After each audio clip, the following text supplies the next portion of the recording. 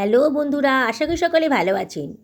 ব্যস্ততার মধ্যে যদি অল্প খরচে অল্প সময়ের ভেতর ভালো রেসিপি বানানো যায়, তাহলে কিন্তু সেটা আমাদের খুবই পছন্দ হয়ে যায়। যেমন আজকে আমি চিকেনের রেসিপিটা হাতে মেখে বানিয়েছি, খুব অল্প সময়ের মধ্যেই কিন্তু হয়ে গেছে। আর যা স্বাদ হয়েছে না, সবাই কিন্তু চেটেপুটে খেয়েছে। আর যাদের খাইয়েছি, গেস্টরা কিন্তু জিজ্ঞেস করছে যে এটা কীভাবে বানালেন, এতটাই টেস্টি হয়েছে। চলুন তাহলে কথা না বাড়িয়ে বানিয়ে ফেলি আজকের এই চিকেন রেসিপিটা। আমি এখানে 600 গ্রাম মতন চিকেন নিয়ে নিয়েছি। চিকেনটাকে আগে থেকে জল দিয়ে ভালো করে পরিষ্কার করে ধুয়ে নিয়েছি। অনেকেই বলেন চিকেন খেতে পছন্দ করি, অথচ একটা মিষ্টি গন্ধ লাগে। সেই জন্যে আমি এখানে অর্ধেক অংশে লেবুর রস দিয়ে দিলাম, আর দিয়ে দিলাম হাফ টি চামচ মতো লবণ। আমার মতো করে বানাবেন, একেবারেই গন্ধ থাকবে না। এটা মাখিয়ে আমি মিনিট 5-6 রেখে দেবো। এখানে 3খানা পেঁয়াজ নিয়ে নিয়েছি।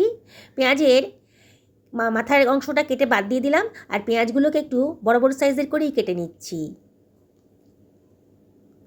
600 গ্রাম মাংসের জন্যে 3খানা পেঁয়াজই যথেষ্ট, আর বেশি পেঁয়াজ নিলাম না। আমি এখানে একটা মাঝারি সাইজের ক্যাপসিকাম নিয়ে নিয়েছি। ক্যাপসিকামটাকে আগে থেকে ধুয়ে পরিষ্কার করে নিয়েছি। ক্যাপসিকামটাকেও আমি একটু বড় বড় সাইজের করে কেটে নিলাম। এবারে আমি নিয়ে নিয়েছি 3খানা টমেটো, আগে থেকে ধুয়ে পরিষ্কার করে নিয়েছি।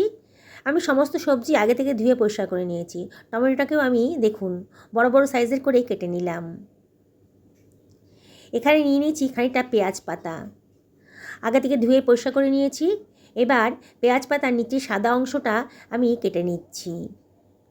তারপরে পেঁয়াজ পাতাটাকেও কেটে নিচ্ছি। কোনো ঝামেলাই নেই রান্নাটায়। দেখুন, একবার যে দেখবে না, সে অনায়াসেই করে ফেলতে পারবে। দেখুন আমার মিনিট 10 হয়ে গেছে। এবার চিকেনটাকে আমি জল দিয়ে ভালো করে ধুয়ে নেব। দেখুন, এইভাবে ধুয়ে নিলে পরে চিকেনের মধ্যে যে গন্ধটা থাকে সেখানে একেবারেই থাকবে না রান্না করার পর। দেখুন চিকেনটাকে আমি জল ঝরিয়ে রেখেছি। এবার যে কড়াইতে রান্না করব সেই কড়াইয়ের ভেতর আমি চিকেনটাকে নিয়ে নিলাম। দেখুন বন্ধুরা, এতটাই সোজা রেসিপি, আর টেস্ট কিন্তু মুখে লেগে থাকার মতন। কেটে রাখা পেঁয়াজটা দিয়ে দিলাম, টমেটোটাও দিয়ে দিচ্ছি, ক্যাপসিকামগুলোও দিয়ে দিচ্ছি। এবারে এর ভেতরে আমি দিয়ে দিচ্ছি 2 টেবিল চামচ মতো আদা রসুন বাটা। আদা রসুন বাটাটা একটু বেশি পরিমাণেই দেবেন, তাহলে খেতে ভালো লাগবে। পেঁয়াজ পাতা সাদা অংশটা যেটা ছিল সেটা কেটে রেখেছিলাম, সেটা দিয়ে দিলাম। এবারে আমি এর ভেতরে দিয়ে দিচ্ছি প্রয়োজন মতো লবণ, 1 টেবিল চামচ মতো লবণই দিলাম। এবারে এর ভেতর দিয়ে দেবো বেসিক কিছু মশলা। এখানে 1/4 টেবিল চামচ মতো হলুদের গুঁড়ো দিলাম, 1 টেবিল চামচ মতো ধনের গুঁড়ো দিলাম, আর হাফ টেবিল চামচ মতো জিরের গুঁড়ো দিয়ে দিয়েছি।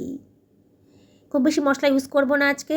1 টেবিল চামচ মতো লঙ্কার গুঁড়ো দিলাম, তবে লঙ্কাটা অবশ্যই নিজেদের পছন্দ মতো দেবেন। আর হাফ টেবিল চামচ মতো কাশ্মীরি লঙ্কার গুঁড়ো দিলাম কালারের জন্যে। আর 1 টেবিল চামচ মতো দিয়ে দিয়েছি গোলমরিচের গুঁড়ো, দারুণ সুন্দর টেস্ট আসবে। আর এখানে দিয়ে দিয়েছি 2 টেবিল চামচ মতো সর্ষের তেল।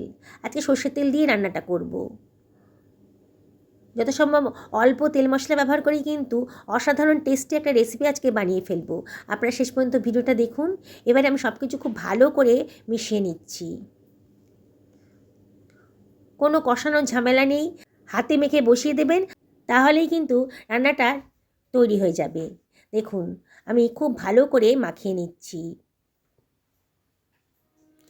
বন্ধুরা, রেসিপিটা যদি ভালো লাগে তাহলে লাইক শেয়ার কমেন্ট করতে কিন্তু ভুলবেন না। আর যেসব বন্ধুরা এখন আমাকে সাবস্ক্রাইব করেননি, তাদেরকে আমি রিকোয়েস্ট করবো আমার চ্যানেলটা সাবস্ক্রাইব করার জন্যে। পাশে থাকা বেল আইকনটা অবশ্যই ক্লিক করে দেবেন, তাহলে আমার রান্নার নোটিফিকেশানটা আপনারা চটজলদি পেয়ে যাবেন। দেখুন 2 থেকে 3 মিনিট ভালো করে আমি মাংসগুলোটাকে মশলার সাথে মিশিয়ে নিলাম, মানে খুব ভালো করে মেখে নিলাম। এবারে আমি এর ভেতর দিয়ে দিচ্ছি 2 টেবিল চামচ মতো ভিনিগার। আজকে আমি এই রান্নাটাতে 1 ফোঁটাও জল ইউজ করব না, ভিনিগার দিয়েই রান্নাটা হয়ে যাবে। আর এর ভেতর দিয়ে দিচ্ছি 1 টেবিল চামচ মতো সোয়া সস।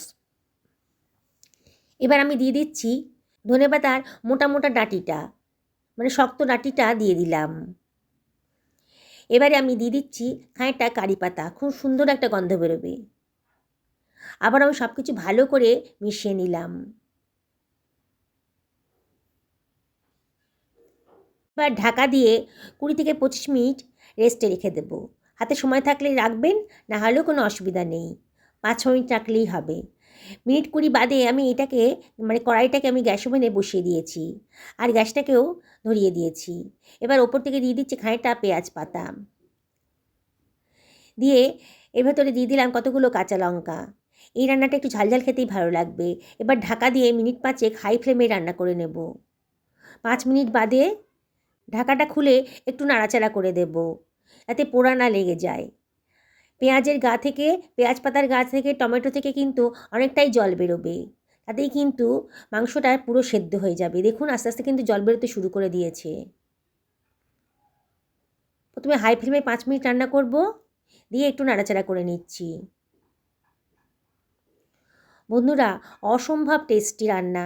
একবার যদি করেন না, এই ঝামেলাহীন রান্নাটা আপনাদের বারে বারে কিন্তু করে খেতে ইচ্ছা করবে। আবারও ঢাকা দিয়ে মিনিট 20 লো ফ্লেমে রান্না করে নেব।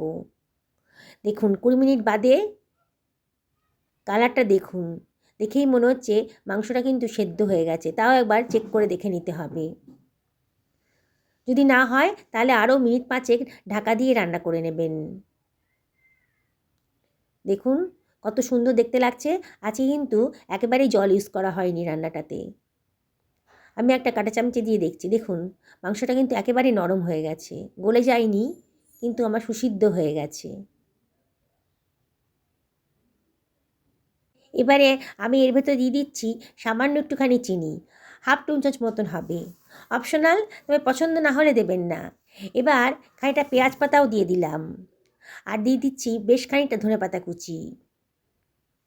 দারুণ সুন্দর টেস্ট আসবে। হাফ টি চামচ মতো কিচেন কিং মশলা দিয়ে দিলাম, আর দিয়ে দিচ্ছি 1 টেবিল চামচ মতো গাওয়া ঘি। কিচেন কিং মশলা যদি না থাকে তাহলে গরম মশলাও দিতে পারেন। গাওয়া ঘিটা দিলে পরে দারুণ সুন্দর একটা টেস্ট আসবে। আবারও সব কিছু ভালো করে মিশিয়ে নিচ্ছি। দেখুন বন্ধুরা, কত নতুন ধরনের একটা চিকেন রেসিপি তৈরি হয়ে গেল।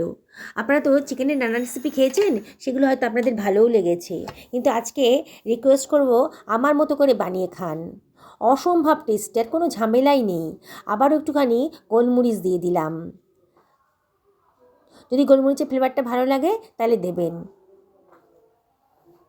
সব কিছু আবারও ভালো করে মিশিয়ে নিয়েছি। এবারও মিনিট খানেক ঢাকা দিয়ে রান্না করে নেব। 1 মিনিট বাদে গ্যাসের ফ্লেমটা অফ করে দিয়েছি। দেখুন কত সুন্দর একটা চিকেন রেসিপি তৈরি হয়ে গেল। এই চিকেন রেসিপিটা আপনি ভাত, রুটি, লুচি, পরোটা যার সাথেই খান না কেন, তাতেই খুব ভালো লাগবে। আর যাকে খাওয়াবেন না, গ্যারেন্টি দিয়ে বলছি বন্ধুরা, জিজ্ঞেস করবেই আপনাকে কেমন করে বানিয়েছেন, এত টেস্টি হয়েছে।